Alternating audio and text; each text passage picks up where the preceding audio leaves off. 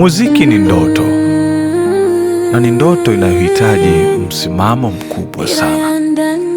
Wengi wanaanza wakisubiri kushikwa mkono bila kujua kwamba mkono wa kwanza wa kuwainua ni wao wenyewe.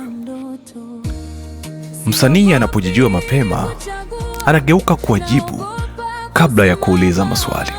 Sio lazima uwe mkubwa ili uweze kuanza, ila ni lazima uanze ukiwa na sababu.